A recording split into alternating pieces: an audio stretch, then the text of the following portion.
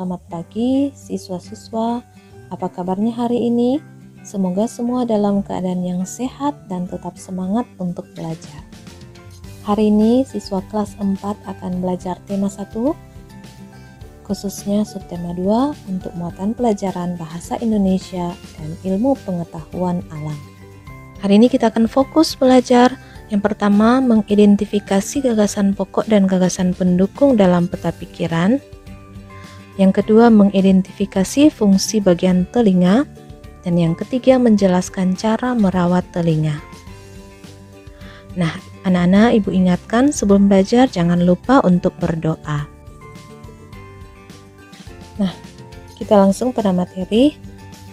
Saat ini kita akan mencari tahu bagaimana cara menentukan gagasan pokok dan gagasan pendukung dalam bentuk peta pikiran.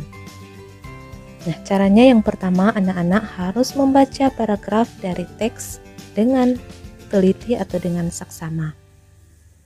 Kemudian cermatilah kalimat pertama hingga kalimat terakhir seperti yang sudah diajarkan pada subtema 1. Setelah itu, tentukan gagasan pokok dan gagasan pendukung dari paragraf. Nah, jadi gagasan pokok adalah bagian inti. Dapat ditulis di bagian atas atau di bagian tengah. Sedangkan gagasan pokok pendukung adalah cabang-cabang dari gagasan pokok, maka dapat ditulis di bagian samping atau bawah dari gagasan pokok. Nah, anak-anak, ibu langsung berikan contoh. Seperti yang ibu katakan tadi, bahwa gagasan pokok adalah bagian inti, maka letaknya adalah di bagian tengah, atau juga bisa di bagian atas. Untuk gagasan pendukungnya merupakan cabang-cabang dari bagian inti, maka anak-anak harus menuliskannya di bagian bawah, atau di bagian samping kanan maupun samping kiri. Nah, seperti ini. Selanjutnya kita akan belajar pendengaran manusia. Telinga merupakan salah satu panca indera. Fungsinya adalah sebagai alat pendengaran dan juga sebagai alat keseimbangan tubuh. Telinga terbagi menjadi 3 bagian, yaitu telinga luar, telinga tengah, dan telinga dalam. Nah, anak-anak, mari kita pelajari bagian-bagian telinga dan fungsinya. Yang pertama yaitu daun telinga. Daun telinga akan menangkap getaran bunyi atau fungsinya untuk menangkap getaran bunyi. Bagian telinga selanjutnya yaitu lubang telinga. Lubang telinga fungsinya untuk meneruskan bunyi ke telinga tengah. Nah, sebelum masuk ke telinga tengah, ada liang telinga. Fungsinya untuk menghalangi debu dan air yang masuk.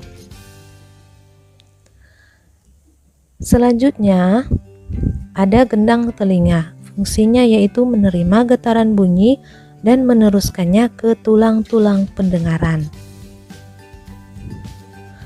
Nah, bagian telinga yang lain yaitu tulang-tulang pendengaran. Fungsinya yaitu meneruskan getaran bunyi ke koklea. Nah, bagian telinga yang lain adalah saluran setengah lingkaran. Fungsinya yaitu membantu dalam mempertahankan keseimbangan tubuh. Lalu bagian telinga yang selanjutnya adalah koklea. Koklea menerima dan meneruskan getaran bunyi ke saraf pendengaran. Nah, bagian telinga yang terakhir yaitu saluran eustachius. Fungsinya untuk menghubungkan ruang telinga tengah faring. Apa itu faring? Faring adalah bagian mulut yang menghubungkan ke kerongkongan. Nah, ibu jelaskan selanjutnya, telinga luar terdiri atas daun telinga, lubang telinga, dan juga liang telinga. Sedangkan telinga tengah terdiri atas tulang-tulang pendengaran dan juga gendang telinga. Dan terakhir, telinga dalam terdiri atas saluran setengah lingkaran, saraf pendengaran, koklea, dan juga saluran eustachius. Nah, anak-anak, selanjutnya kita akan mengetahui bagaimana proses mendengar bunyi. Nah, ini adalah gambar telinga kita mulai dari telinga luar sampai telinga dalam. Nah, contohnya alat musik angklung, ketika kita goyangkan maka akan menyebabkan adanya getaran. Nah, getaran itulah yang akan menyebabkan suatu bunyi. Nah, gelombang dari sumber bunyi tersebut akan ditangkap oleh daun telinga. Kemudian gelombang bunyi akan diteruskan ke dalam liang telinga. Nah, setelah itu gelombang bunyi tersebut, getaran dari gelombang bunyi yang masuk ke liang telinga kita akan menggetarkan gendang telinga.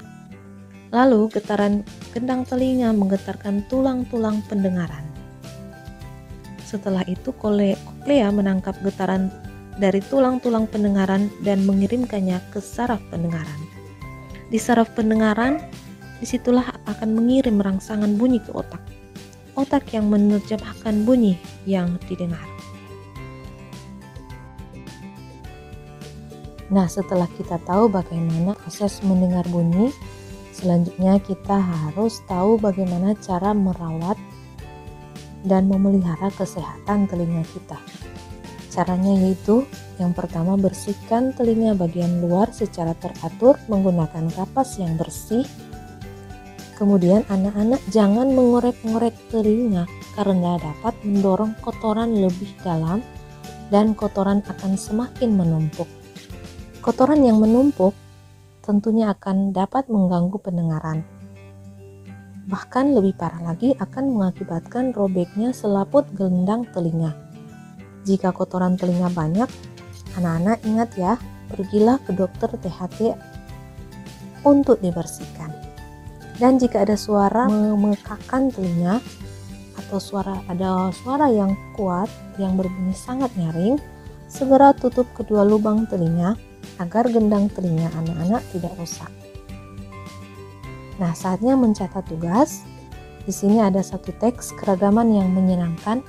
Silakan anak-anak baca, khususnya paragraf yang ke-2.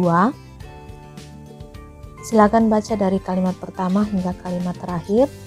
Tentukan gagasan pokok dan gagasan pendukungnya. Kemudian anak-anak tulis dalam bentuk peta pikiran seperti yang Ibu sudah contohkan. Ya, sekali lagi tugasnya adalah bacalah teks di atas dengan teliti. Setelah itu, tentukan gagasan pokok dan gagasan pendukung teks tersebut dalam bentuk peta pikiran. Kemudian, tugas untuk IPA yaitu kerjakan soal di bawah ini. Sebelumnya perhatikan bagian-bagian telinga yang ditunjuk berikut. Yang pertama, apa nama bagian telinga yang ditunjuk? Huruf A, B, dan C. Yang kedua, jelaskan proses mendengar bunyi. Dan yang ketiga, bagaimana cara merawat telinga? Sekali lagi, anak-anak catat apa nama bagian telinga yang ditunjuk oleh huruf A, B, dan C. Yang kedua, jelaskan proses mendengar bunyi. Dan yang ketiga, bagaimana cara merawat telinga. Nah, anak-anak, demikianlah materi ini. Semoga anak-anak dapat memahami dengan baik dan dapat mengerjakan tugas-tugas guru berikan. Sekian dan terima kasih.